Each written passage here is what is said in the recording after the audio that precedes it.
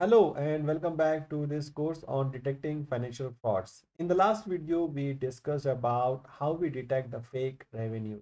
Now, the other ways to to inflate the revenues and the operating income is one is to include the non-operating expenses, non-operating income into the operating revenue. So maybe the company holds property, plant and equipments, investments, businesses. They may sell those businesses, they may sell those assets and recognize them into the operating income. So this way, the cash flow will be there. The AR will not be the actual cash is there, so you will be able to corroborate with the cash flow. However, the gross profit percentage will jump up. The cash inventory holding days will reduce significantly. AR holding days will reduce significantly because the income has increased, but there is no correspondence with the inventory and there is no correspondence with the AR. So when that happens, there is a significant difference between these two ratios, the auditors need to really investigate why such has happened. They may it is a reflection that there's something is going wrong, right? The another way to look at that same point is to look at the investments and property, plant and equipments. When you are looking at those property, plant and equipments, usually the sale of the such items should go into the cash flow. So if you are not able to look at the if there is a drop in the property, plant and equipments or investments or short-term investments or anything, and that amount is not shown in cash from financing activities, means the amount has been recognized into the operating activities. So that will also give you a idea what is happening into my revenue. The third way of booking the sales, which is the in fake sales, is sometimes to record the advance income from the suppliers. So supplier may give advance. Supplier may have signed a contract for, let's say, a 3-year service, where the company is able to get some profit and which is guaranteed. So the company, as one has been done in past by Enron, the famous fraud case, the company recorded all the future year income into a current year based on the contract, and they were able to justify the auditors as well. So this can happen as well. However, when that happens, again, the profit percentage will jump up because that's the objective of the company, and without any correspondent increase in the inventory and also into the AR, right? So when you are looking at the AR, inventory turnover, gross profit percentage, comparing them with the previous year and also with the industry standards, you will be able to spot the stark differences and be able to question the company why such is happening. The second thing which normally happens in the profit and loss statement is the in reducing the cost of goods sold or other expenses. Now, reducing the cost of goods sold can be achieved by putting the purchases or into the inventory, right? So increasing the inventory valuation.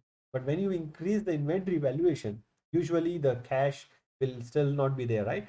So even though the operating profit will increase, cash from operations is not going to increase because you actually has paid the amount. Plus, your inventory holding days will increase significantly because the inventory has increased. The cost of sales is not increasing at all, right? So that will happen. So if you look at this particular case, you will see that the inventory holding days is not actually increasing that much. And if you compare with the other industry, the other industry is 55 while you are at 24, but the turnover ratio remains pretty much the same. So it's not a striking difference between the inventory turnover ratios. There may be other genuine reasons in how the inventory turnover ratios are different from one company to another company based on their business model, based on how they sell, based on how much past stock they keep into the store, and how they are managing the delivery and supply chain to ensure the fast movement of inventory. So when there is a difference, the first thing the auditors need to do is to check the ground stock, because whenever if the company is putting the purchases into the inventory fakely, but actually the goods has been sold, there will be a difference between the book inventory and also the ground inventory. So the auditors will need to see whether the ground inventory is taken properly with the independent parties. They may also do a sample check, right, to make sure that the ground inventory represents the balance sheet represents the ground stock as well. So that is the way you can control, you can estimate the inventory.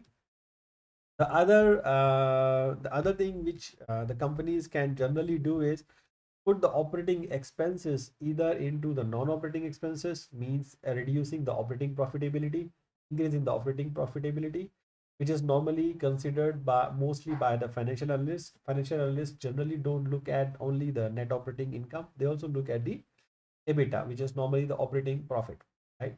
And also you can hide them into the by putting them into the fixed assets, or you can put them into the advances, so advance pay to supplier instead of charging them in the same year. So you can actually compare, you can actually look at the property plant and equipment and other expenses, other income, and see if there is any really increase into the current assets or into the non-operating expenses unjustifiedly, right?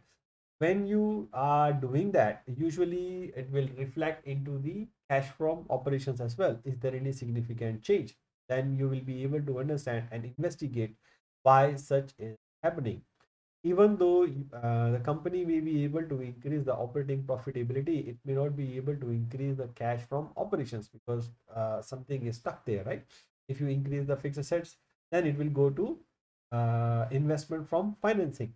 If you put into the other current assets, it will be adjusted from the cash from operations.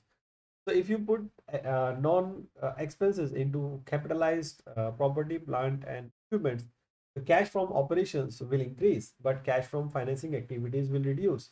But that should be okay with the company because their objective may be to improve the cash from operations. So in this case, the only one way how the auditors will be able to understand and identify that is by looking at the property, plant, and equipment additions. Only the additions they need to check thoroughly and say, okay, they are really the increment into the property, plant, and equipments or the balance sheet or the fixed assets, instead of just capitalizing the expenses. So that critical review is important into the balance sheet. Now this video we have covered the expenses part. Now let us, in the next video we're going to look at the balance sheet part of the equation.